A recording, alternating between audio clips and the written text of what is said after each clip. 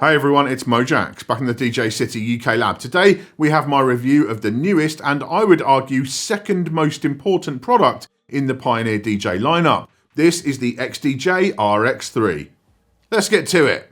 The most important Pioneer DJ product is, of course, the flagship XDJ-3000, just as it was with the variations of 2000s and 1000s before that. It's those players which have cemented the company as the industry standard in DJ booths around the world, a title which has been challenged in recent years but still remains theirs. But a single top-end player does not an ecosystem make. People need more accessibly priced hardware to buy for themselves in order to become familiar and comfortable with the stuff they encounter in clubs. And what's interesting is that Pioneer DJ seem to have decided that affordable single players aren't the way to go. The last one of those was the XDJ-1000 Mark II, a whopping 5 years ago. No, instead the company have moved towards all-in-one devices, and DJs seem to have gone along on that ride with them.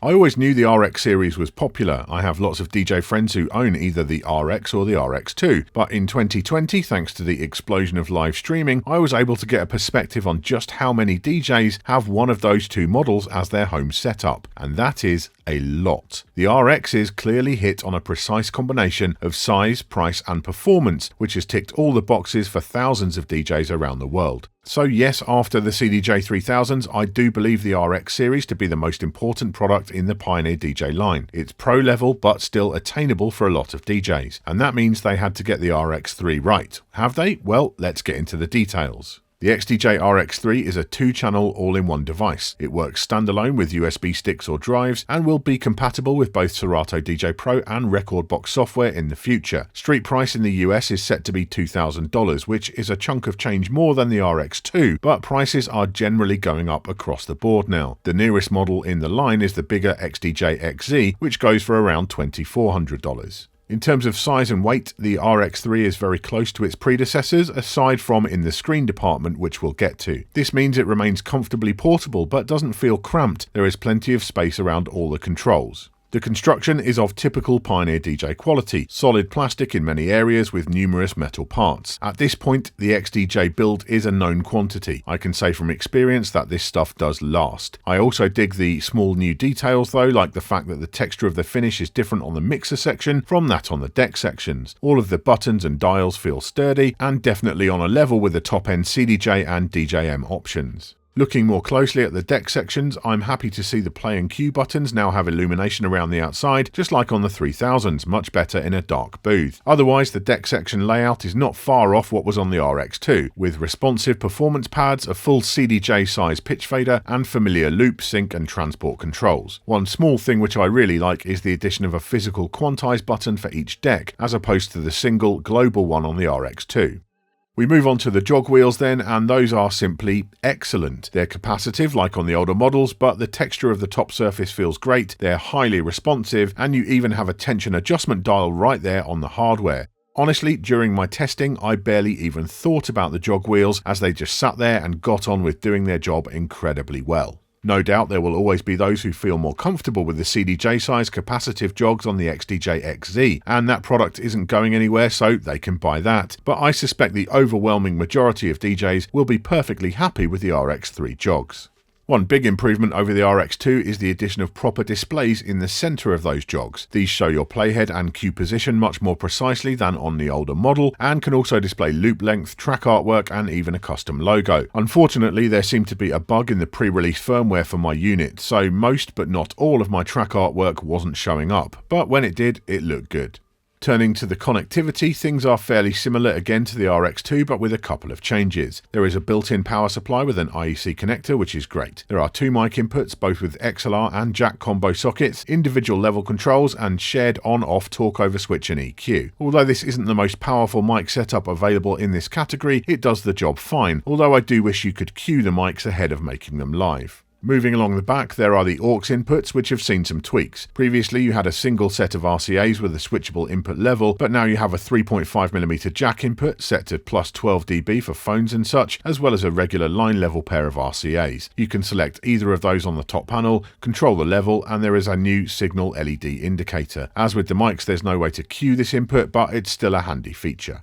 The two main channels have both phono and line level inputs on RCAs. I will note here that as on the previous models there is no support for DVS. I had assumed that as the device supports Serato DJ Pro that would be an option, but alas no. If you want a Pioneer DJ all-in-one with DVS, you're going to have to go for the XDJ-RX3.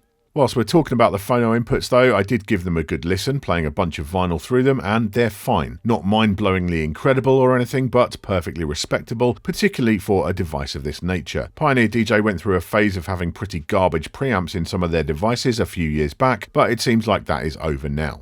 There's a single USB port for connecting to software, again I'll get to that, and then we hit the outputs. These consist of a balanced booth output on jacks and the master output on balanced XLRs and unbalanced RCAs. All good there, zero complaints. In terms of sound quality, I was impressed with the RX3 on all the setups I tried. Apparently some people weren't big fans of the sound of the RX2, and Pioneer DJ have subsequently made some changes on this device. Unfortunately, I don't have an RX2 to compare this with, but to my ears it sounded pretty close to the XDJ-RX3, which I spent a lot of time with and I thought sounded very impressive. On paper, the tech specs of the RX3 aren't the highest in the world, but numbers don't always mean much in reality, and whether through studio monitors or bigger PA kits, I thought the RX3 sounded very good. Now, the main way you're meant to play music with the RX3 is through the two top-mounted USB ports, and there the setup is largely unchanged from the RX2. Port 1 is just for playback, whilst Port 2 also features the ability to record the master output, which is a very handy feature. You can also play music from that stick or drive whilst recording. As with older models, the recordings are still incredibly hot for some reason, so you'll need to keep your levels in check, but in general the quality is on point.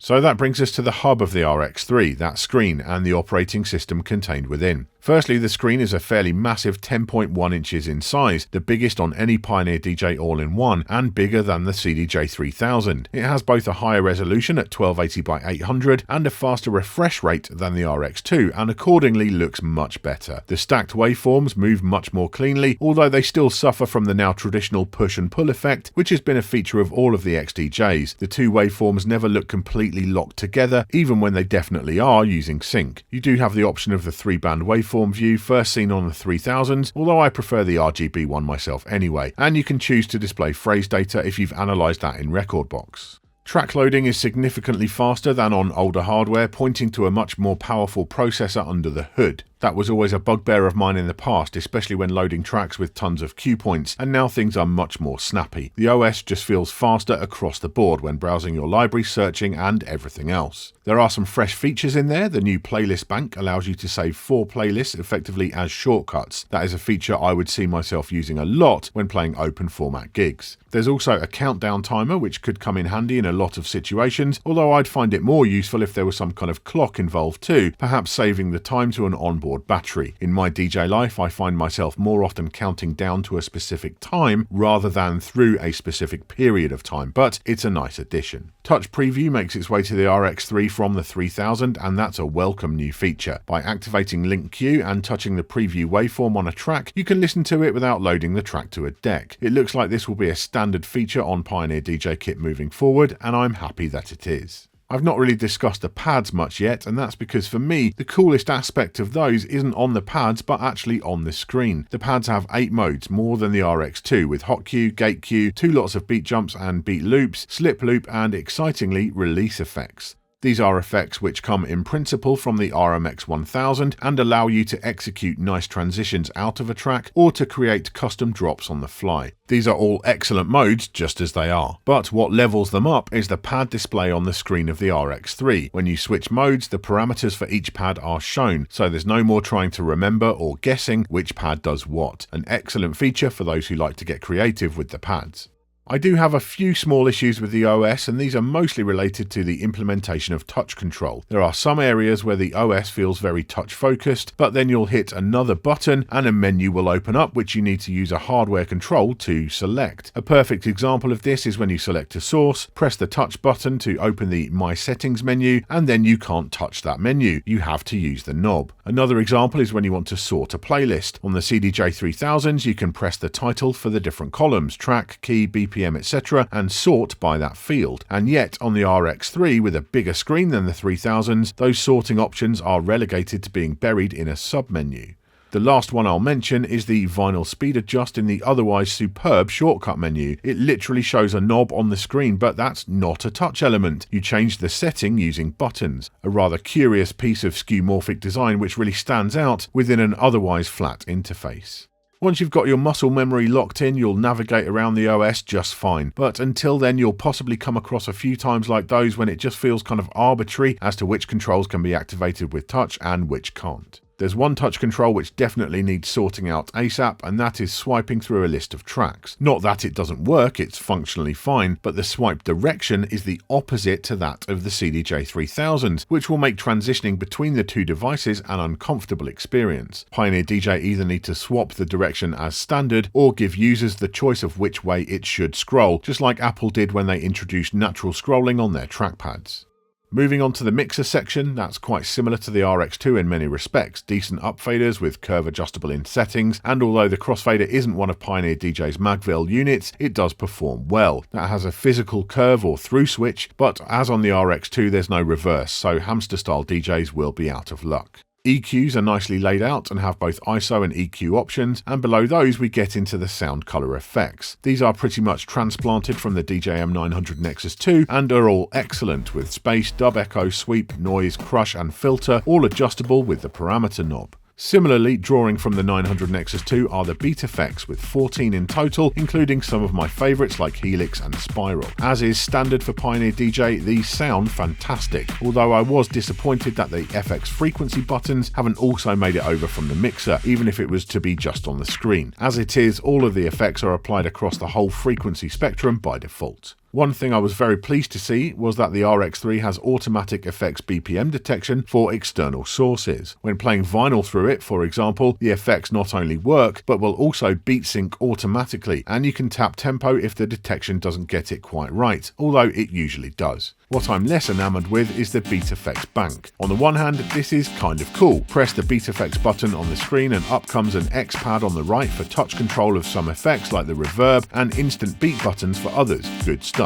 On the other side of the screen though is the beat effects bank itself, which is a nice idea in principle. You can save your favourite 4 beat effects to it for instant access, rather than scrolling all the way through the list on the selection knob. The issue is that as soon as you change the pad mode on either deck, the beat effects bank screen is replaced by the pad status screen, and so you can easily be in a situation where the physical control says one thing but the selected effect is actually something else, and this can get you in trouble. This is not theoretical. Twice I tried to record a mix video showing off the features of the RX3, and both times I had to stop, as after using the effects bank I ended up with the wrong effect selected and it subsequently messed up my mix. With time you could probably get used to it, but I'd rather they had just used that screen real estate to give users effects frequency controls instead. I'm aware this video is running long, so let's get the software discussion over quickly. That won't be a challenge, as at the time of making this video, a day before release, there isn't any. Rekordbox support is scheduled to be available a week after the hardware is released, which is quite odd as it's Pioneer DJ's own software. I assume that will be fine, as the RX2 already gave us full scrolling waveforms, etc., but I will give you an update if there's anything notable. As for the Serato DJ Pro support, that is promised for early 2022. It took around 4 months from the release of the XDJ-RX3 for that to receive its Serato update, but whether that's going to be a precedent or not, I don't know. Either way, if Serato support is really important to you, you'll probably want to wait a while before buying the RX3.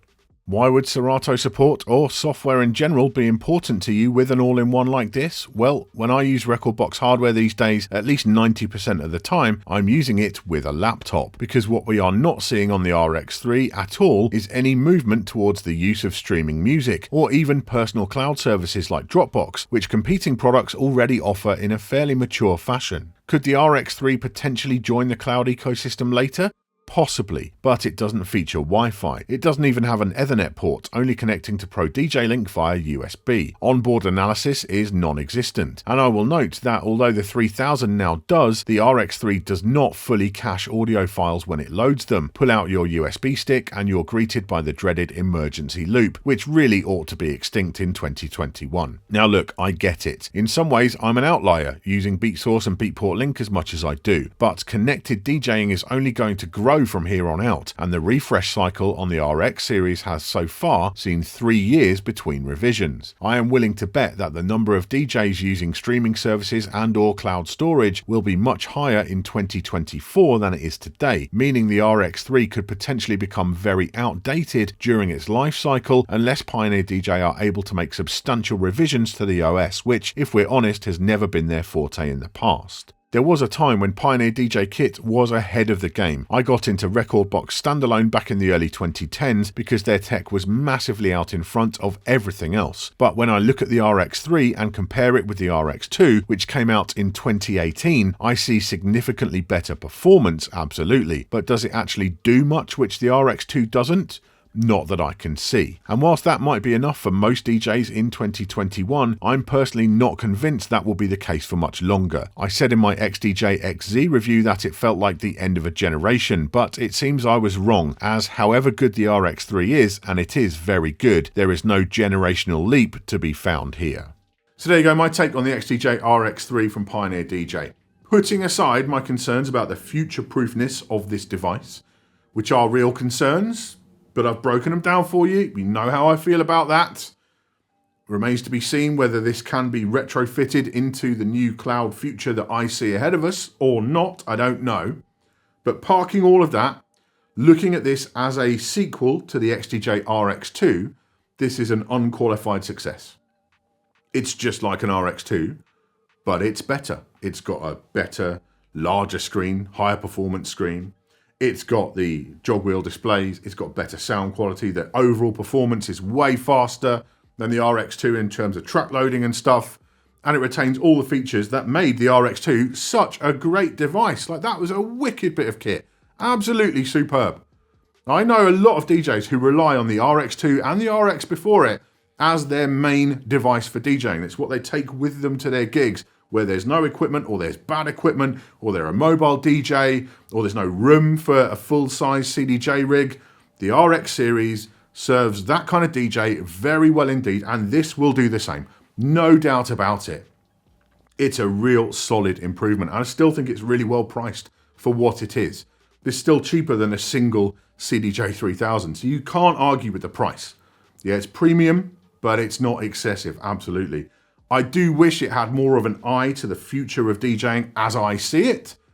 And of course, you know, there are many debates about whether that is the future of DJing or what, but you know, it doesn't have a foot in that world right now. Perhaps it could in the future, I don't know.